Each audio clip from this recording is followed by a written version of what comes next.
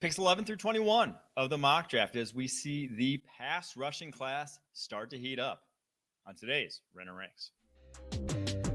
This is Renner Ranks, the ultimate NFL ranking show.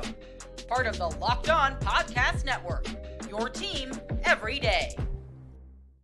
Welcome into today's episode of Renner Ranks, your go-to daily ranks podcast, part of the Locked On Podcast Network, your team every day. Special shout out to those everydayers out there. And don't forget, subscribe, follow, like on YouTube, wherever you get your podcasts. I am Mike Renner, NFL draft analyst, and today's podcast is brought to you by FanDuel. Make every moment more. Right now, new customers get $150 in bonus bets with any winning $5 bet. That's $150 if your bet wins. Visit FanDuel.com/locked-on to get started.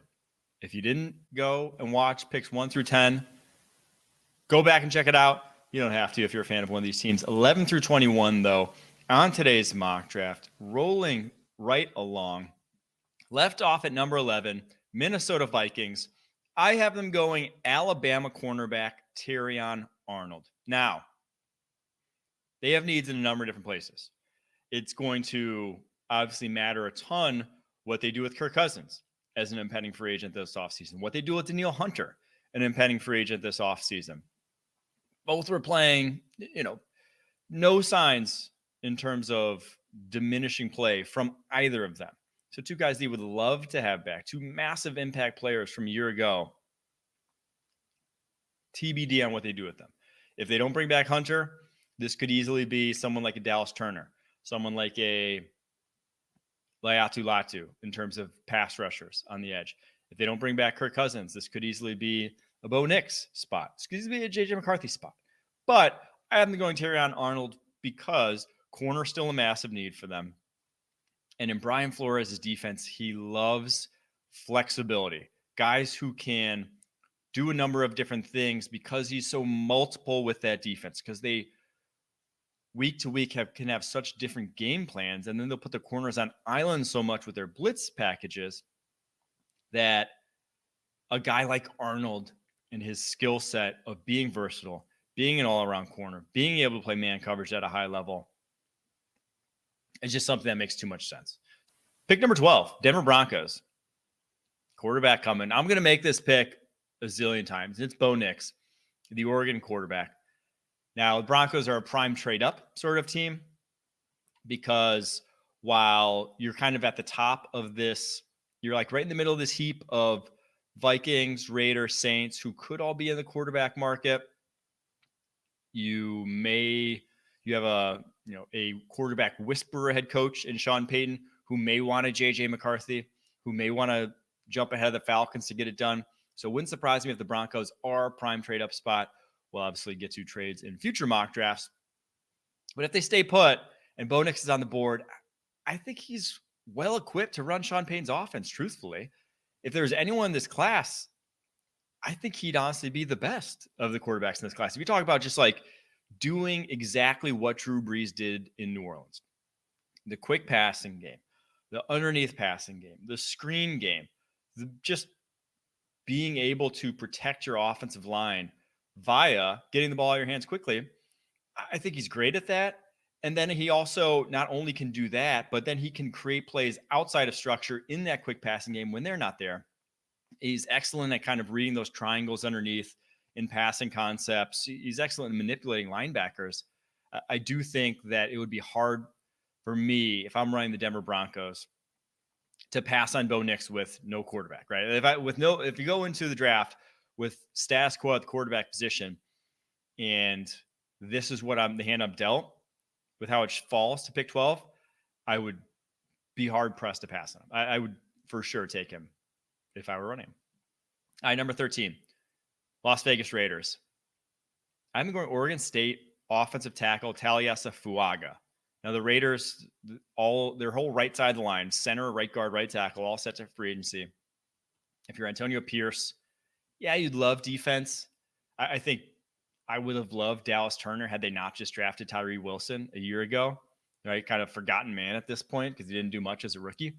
But you got to find a way to bring a little attitude, right? Antonio Pierce kind of has that former player mentality that I think we'll fall in love with a guy like Taliesa Fuaga and the way he plays the tackle position. So Desperate needs along the defensive side of the ball. I get that, but it's too good of a tackle class not to tap into with a premium pick. You can find your defensive impact players later on. Pick 44, someone like a Kamari Lassiter, the Georgia corner, TJ Tampa, the Iowa State corner. I'd be much happier drafting one of those guys there than taking one of the corners on the board like a Quinyon Mitchell and then just being SOL when it comes to offensive tackle in the second round. At number 14, New Orleans Saints. I'm going Alabama defensive end Dallas Turner. This one is almost a no-brainer in my eyes. I mean, one of the pass rushers is a no-brainer. Whichever one you prefer, they're similar, or not similar enough, but they're like all talented enough in my eyes that if you have a scheme fit, a role fit that really in mind for one of them over the others, by all means, pull the trigger on that. But Turner is my edge one.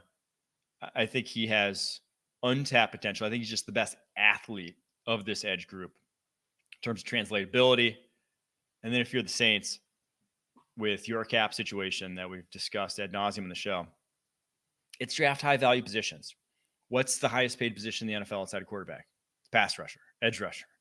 Cam Jordan's 35 next year.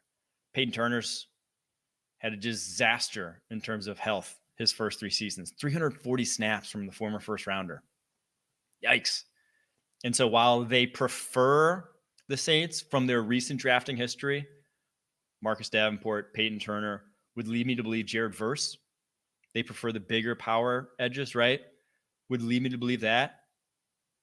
I do think that it's a new day in New Orleans and that I would lean Dallas Turner for them just because it gives you something different than what you got. You have a bunch of power guys there now.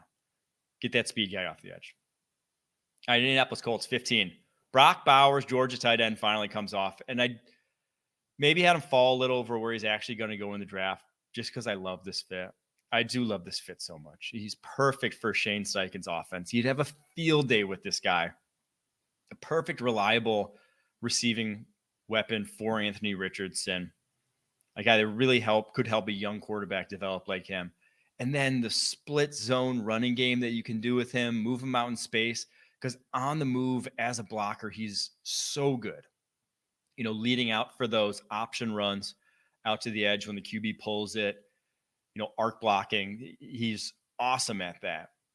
And I think could be a real value add in the running game if you're not using him as a true inline blocker, which again, he's not going to be at his size. I just love this fit so much that maybe I pulled a little strings in this mock to get him to fall to 15.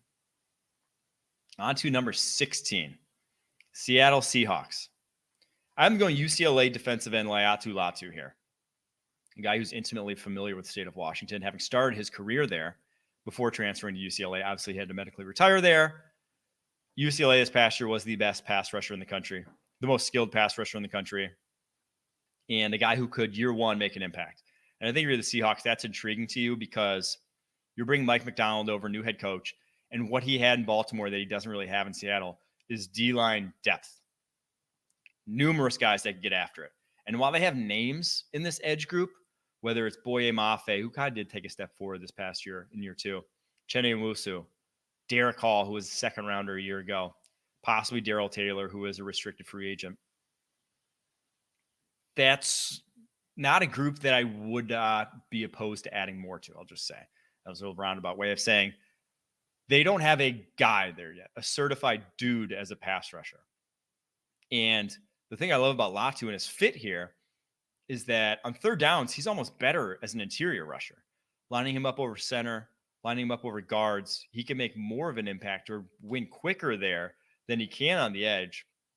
And so it's not a guy that wouldn't be able to necessarily see the football field like a Will McDonald this past year for the Jets, where they said too many guys barely even play. Latu would probably be starting right away for them and playing a bunch of snaps for you. And it wouldn't preclude you from getting Derek Hall snaps to let him develop either. So I think for the Seahawks, looking at your division with the Rams and 49ers right now, adding to the defensive line is something that I'm very intrigued the thought of doing. Get back to the mock in a second. But first, this podcast is brought to you by DoorDash. DoorDash is the all-in-one app for your everyday needs, from restaurants and groceries to flowers and gifts. So next time you're running low on dinner ideas, pet supplies, or just time, you can get so much more than you realize delivered. Didn't have a chance to hit the grocery store last weekend after all the big game commotion? Or maybe your bar cart has been mysteriously cleared out. Stock back up for the week ahead with delivery from DoorDash. Whatever watch party or anything party you've got coming up, deliver it with DoorDash. Football season may be over, but we're in the thick of basketball games, the school year, and let's face it, winter. I can think of a million reasons daily to order DoorDash. Hop on the app and make your day a little bit easier. DoorDash, your door to more. Head to DoorDash app to get everything you need delivered. Jacksonville Jaguars, 17. I'm going Toledo cornerback Quinyon Mitchell, a guy that, again, you're going to see corner mocks here a lot because this is kind of when corner starts to heat up the value. And because this team doesn't have a lot of needs. Interestingly enough to say, the team that missed the playoffs doesn't have a ton of needs. But outside of corner and mainly slot corner and interior offensive line, there's not a lot of positions where you're pointing to being like, this is glaringly obvious. We need something there. And at this point in the draft, I don't think I'm ready to go interior offensive line. Maybe Jackson Powers Johnson, but you already drafted a center a couple years ago in Luke Fortner. So I think this is a natural fit. I'd also love maybe a ball-winning wide receiver, but Keon Coleman, Brian Thomas Jr., I think you can get a wide receiver in the second round in this draft class. Whereas I don't think you're getting to Quinyon Mitchell in the second round. And Trent Baalke, his draft MO, specimens, man. He likes the guys who are physical freaks. And Quinyon Mitchell certainly qualifies as that with his with his speed, play strength combo. So a fit that makes too much sense. 18, Cincinnati Bengals, a dream scenario for them in this mock draft. You had pretty much all the tackles fall in terms of J.C. Latham, Alabama tackle, Tyler Guyton, Oklahoma tackle, Amaris Mims, Georgia tackle, all right tackles, all guys that I think fit where their run game's going in terms of power, gap scheme dudes. But I haven't going J.C. Latham. But honestly, this one's a take your pick of those three. I have similar sort of feelings about all of them. I have Mims the highest just because I think he's close and could make big strides in like the coming years with more playing time, with more NFL coaching. Whereas I think Latham in pass pro could have some issues out the gate. And Guyton, I just worry about his ability to sustain blocks, like regardless, whether it's running game, pass protection, ever getting fixed to where he's going to be, all pro type of right tackle. But these guys all have that kind of potential where it's like high-end tools, high-end physicality. You're kind of a kid in a candy store if you're the Cincinnati Bengals with these offensive tackles staring you in the face. So I'm going J.C. Latham. That gives you one monster tackle duo with the 360-pound Latham and the, honestly, TBD pound Orlando Brown based off of what he's eaten recently. On to number 19, Los Angeles Rams. Florida State defensive end Jared Verse. I think this is a great fit for the Los Angeles Rams. A dream scenario in their eyes.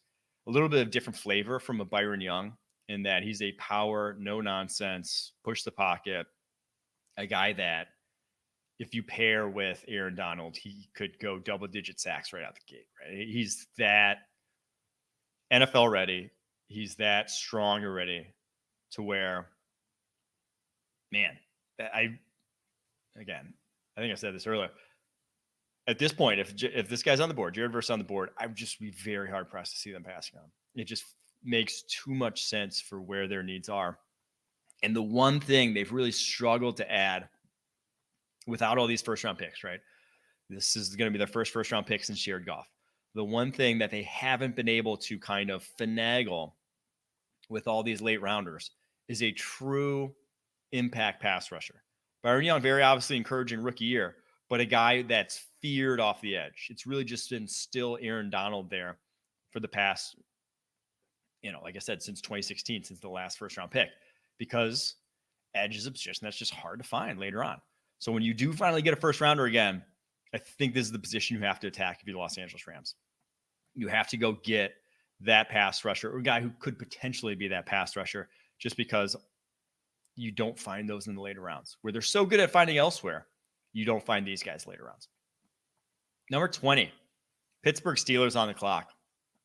I have them going Oregon center, Jackson Powers Johnson. To me, a missing link along this offensive line. With where the Steelers are drafting, feels like there'll be players for a veteran quarterback this offseason, or at least, or maybe giving Kenny Pickett another season. I don't know if that's smart to do. I don't know if that's the route I would take, but at pick 20, I don't think they're going to be taking a quarterback like they did just a couple of years ago, right? So if that's then the case, give him the best chance to succeed. Offensive line has not been a strength over the course of Kenny Pickett's career. It's a far cry from those mid-2010s O-lines that were so physically dominant, that Le'Veon Bell ran behind with so much success. Jackson Powers Johnson gets you closer to that. And like I say, it's going to get you right back to that because you could still use a tackle. I don't think they draft a tackle, though, because just drafted Broderick Jones. You have a lot riding on Dan Moore Jr. and Chukwuma Okorafor. You have names there, not names I necessarily like, but you got names there. Don't really have names at center with Mason Cole penciled in as your starter. So Jax Powers Johnson, kind of, again, that keystone to an offensive line that will just give Kenny Pickett a lot more confidence in the pockets that he has to step up into. So feels like a Steeler. Guy feels like a Steeler. Get back to the mock in just a second. But first, get buckets with your first bet on FanDuel, America's #1 sports book. Because right now, new customers get $150 in bonus bets with any winning $5 bet. That's $150 if your bet wins.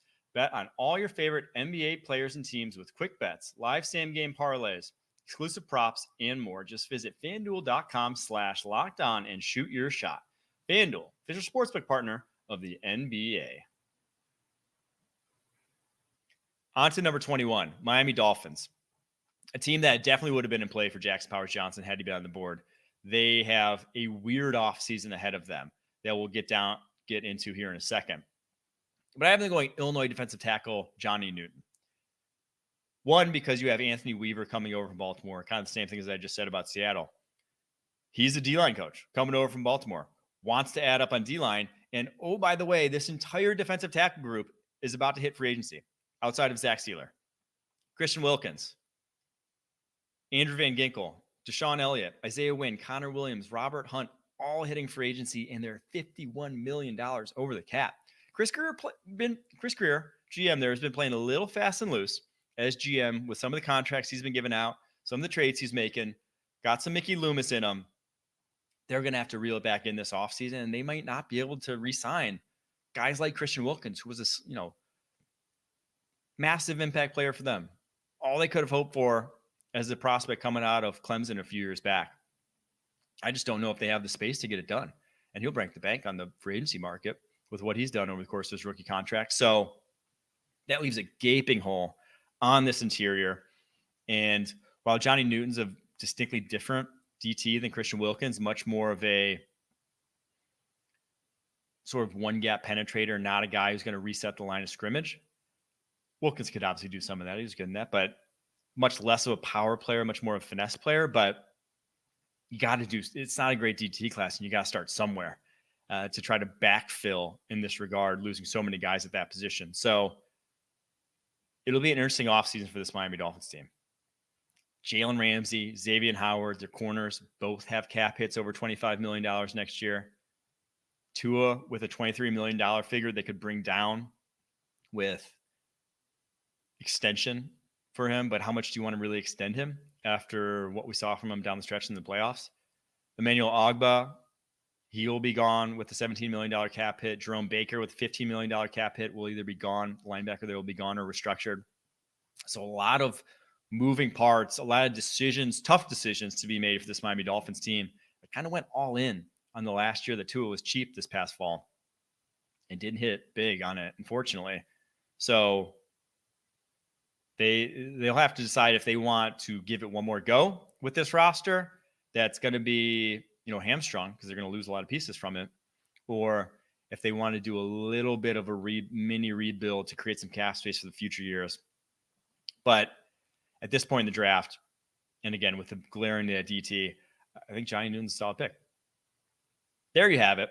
Your picks 11 through 21, 22 through 32 will be tomorrow's podcast.